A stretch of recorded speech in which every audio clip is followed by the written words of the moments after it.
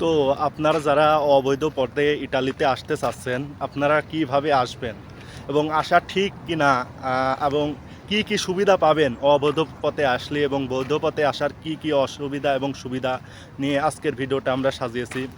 তো আপনারা যখন ইটালিতে বৈধ পথে আসবেন, অবশ্যই আপনার দালাল যতই বলুক না কেন, এখানে কিন্তু আপনাকে এসে যত প্রবাসী আছে, আমাদের অনেক বন্ধু আছে যাদের কাছ থেকে শুনেছি, হ্যাঁ, যারা মনে করেন বৈধ পথে আসে, বিমানের যেই ভিসাই হোক, এসে কিন্তু তারা তাদের নিকটবর্তী যদি কোনো আত্মীয় থাকে তাহলে সেখানে ওঠে আর কি, তাদের মাধ্যমে কাজকাম করে।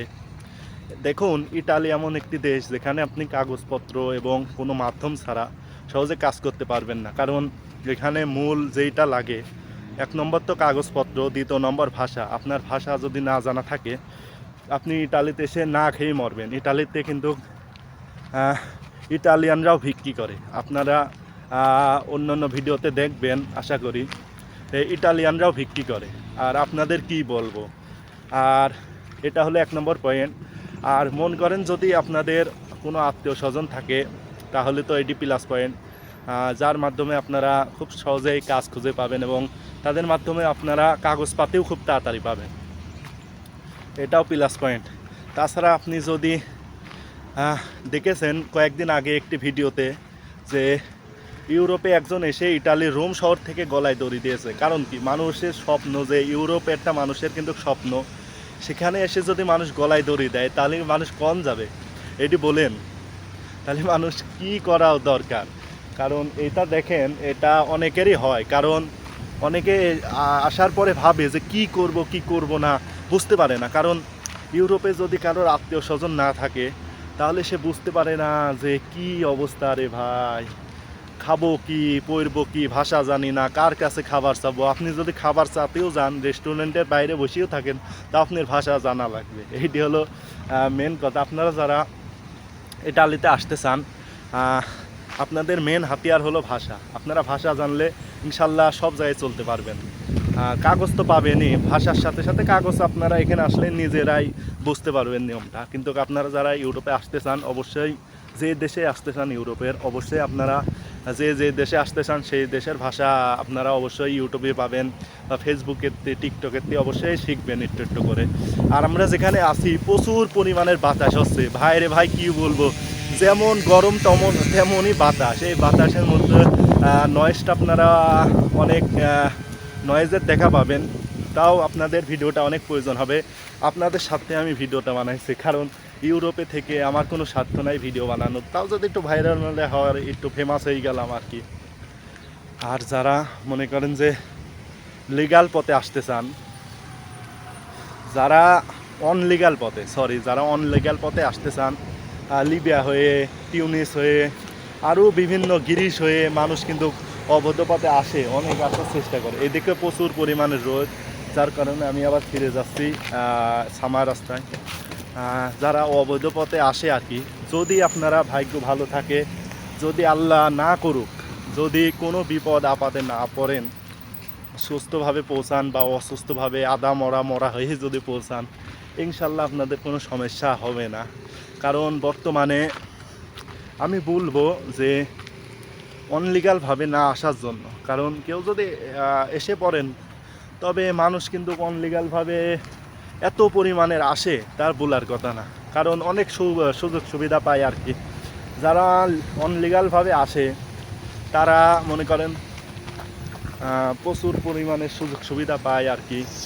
আর মনে করেন যে অনলিগালভাবে আসলে আর কি জাতীয় সুরক্ষার ভিত্তিতে তারা মনে করেন যে ক্যাম্পে পায়, সরকারিভাবে খাবার পায় আর কি, আন্তর্জাতিক সুরক্ষা পায়, সুরক্ষা প্রোটেক্ট পায়। এবং এটার কারণে মানুষ অনলিগাল পথটা বেছে নিচ্ছে। তবে মনে রাখবেন, অনেক গুঞ্জন শোনা যাচ্ছে, অনেক খবরেও শুনতে পারিছি যে যারা আনলিগাল পথে আসবে তাদেরকে আলবেনিয়ায় পাঠাবে, যা খুবই দুঃখজনক। আলবেনিয়ায় অস্থায়ী ক্যাম্পে রাখবে। আলবেনিয়া কিন্তু ইউরোপের মধ্যে না, এবং ওখানে কাজকামের বেতনও কম। ইউরোপে, ইটালিতে বা ইউরোপের যে কোনো দেশে এসে যদি আপনারা বসেও থাকেন, মনে করেন যে 2-6 মাস যদি কাজ না করে বসেও থাকেন, ভাব বুঝে আপনারা অবশ্যই টাকা তুলে নিতে পারবেন। তবে আমি রিকোয়েস্ট করব যে আপনারা অনলিগালভাবে না আসার জন্য, কারণ অনলিগালভাবে আসলে অনেক সুবিধা, যেমন সুবিধা তেমনি অসুবিধাও আছে। যেমন আপনি যদি মনে করেন যে কালিউতানদের সাথে পড়েন, কালিউতানরা বলতে বরিশাইল্লা, মানে আফ্রিকা মহাদেশের লোকরা যারা কালা, তারা মাইন্ড করবেন না। আফ্রিকা মহাদেশের লোকরা এমন এমন দেশের লোক আছে যারা মনে করেন যে ওরা তো মনে করেন যে পেটেতে হই পর্যন্তই আমাদের মতো সভ্য জাতির সাথে মিশি নাই, মারামারি খুনাখুনি, তারা গোসল করে না। এই বিষয়ে ক্যাম্পে পড়লে অনেক বিরক্তি।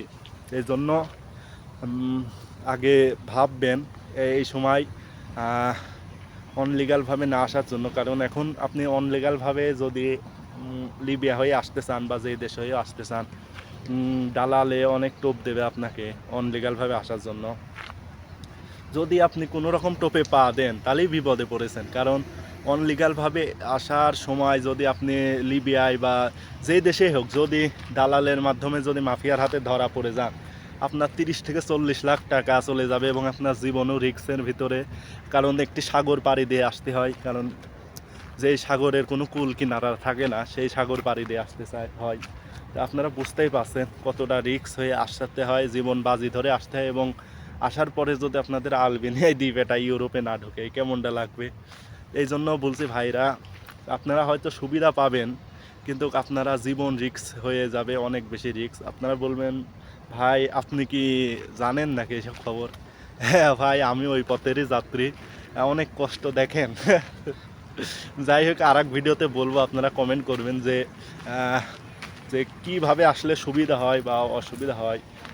অবশ্যই কমেন্ট বক্সে কমেন্ট করবেন, আমি উত্তর দেওয়ার চেষ্টা করবো ইনশাল্লাহ।